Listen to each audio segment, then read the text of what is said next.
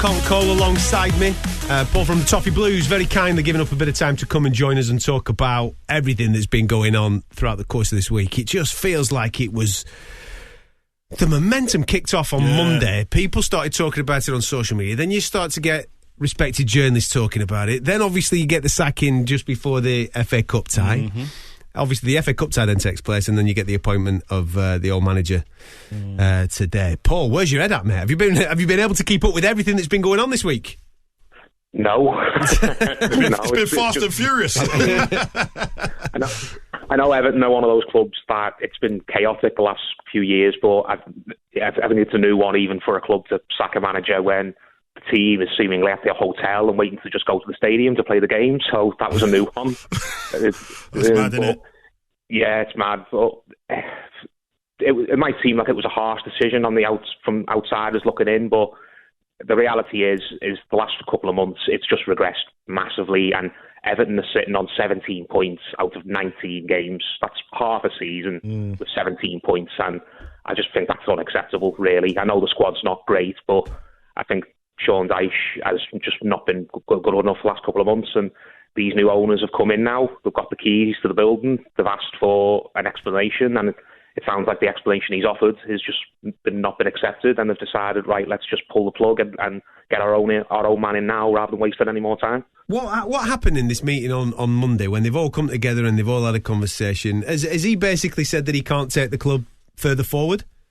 It sounds like that from all the reporting that we're hearing, and it's coming from reporters who tend to be pretty spot on about these things. It sounds like the freaking group have had a sit down with Sean Dyche and kind of said, right, Sean, kind of why are we in the situation we're in? Why are we only on 17 points? How come you've won 3 games out of 19 this season? And it sounds like the manager's kind of just shrugged his shoulders and said, well, this is all I can do. I don't know what else you're expecting. No other manager would get you more. And sounds like the Freakins have turned around and thought, well, no, we don't accept that answer. We're going to go get a manager we think can do better, and that manager is seemingly going to be David Moyes. It sounds like it's all done now, and we're just waiting for the announcement. Yeah, listen, man, I think the David Moyes appointment would be great, just to steady the ship again. Plus, he knows the club inside. The fans have got a relationship with him. He's a club legend. Like, it's just, everything's mirrored. I know sometimes you don't want to go back, but a lot of people seem to go back to David Moyes because he's like the first girlfriend, and then he'll come back as the ex-girlfriend, and then he's the girlfriend again. So I think he's going to be a great appointment for you, and I think he's even got better than what he was before. I think he had a bruising time for a couple of years, David Moyes, didn't he? Post Everton, it didn't work out for him at United. He had a very dispiriting spell at Sunderland, and I think he go abroad for a year or so, and it didn't work out there. So he's a much more well-travelled manager now, and he's kind of got all the experience you think he's ever going to get. And who knows?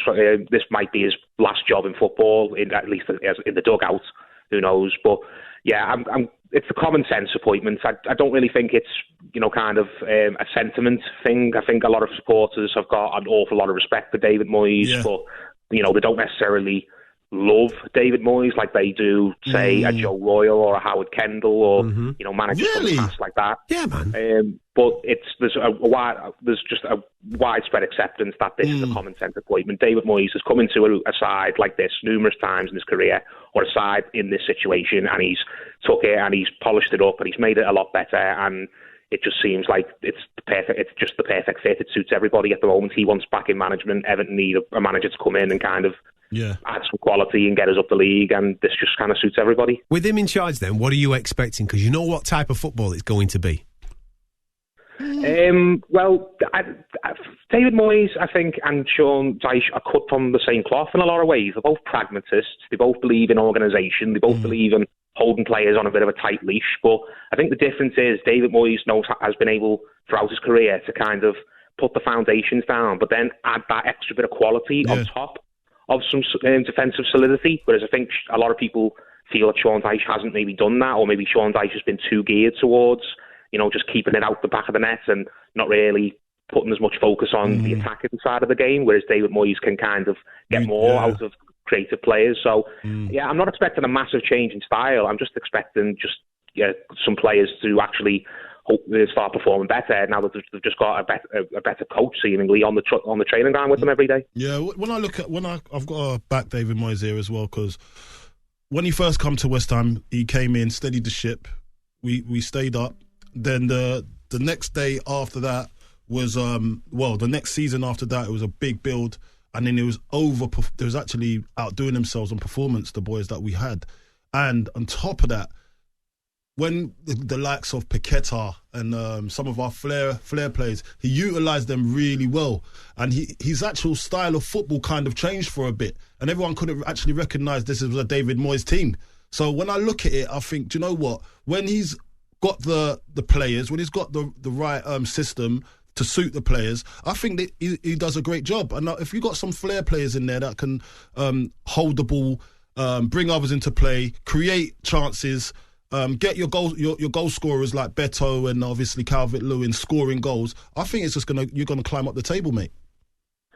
I really hope so. I mean, no one's expecting David Moyes to come in and just put the rocket boosters on Everton and for us to go on this crazy run and climb up the table dramatically. This team that is here right now, it's not a great team, but it's better than the Everton side of 2 years ago when Sean Dyche first arrived, when it just felt like there was just no quality anywhere really in the team. So that's, I think, the thing that's done Sean Dyche in, that a lot of people kind of feel like, no, this Everton team should not be struggling against relegation. It should not be down there a point above the bottom three at this point in the season. It's good enough to be around, the 26, 27 point mark, which would have us around 13th, 14th right now.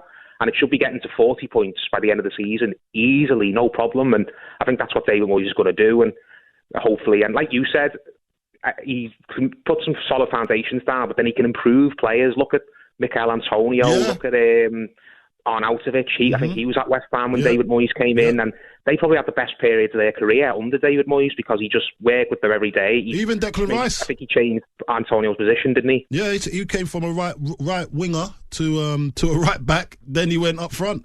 So he does improve players, he makes them believe in themselves, and that's what you need right now. Even Declan Rice started to play proper football. That's how he got bought to go to Arsenal.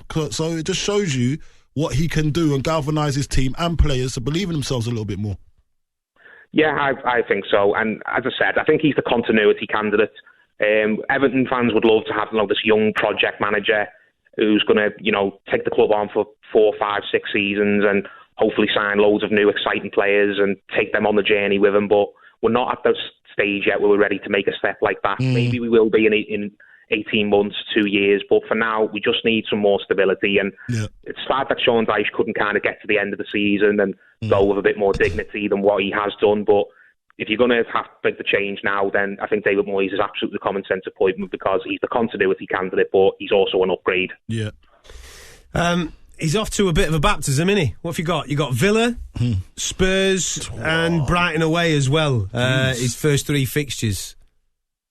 I mean, they're not easy fixtures by any stretch, but I think there's some points to get there. I mean, Tottenham are having a crazy season, aren't they? They just seem to be great one week and absolutely diabolical the next. I think they're a team that has vulnerabilities and you can get at them.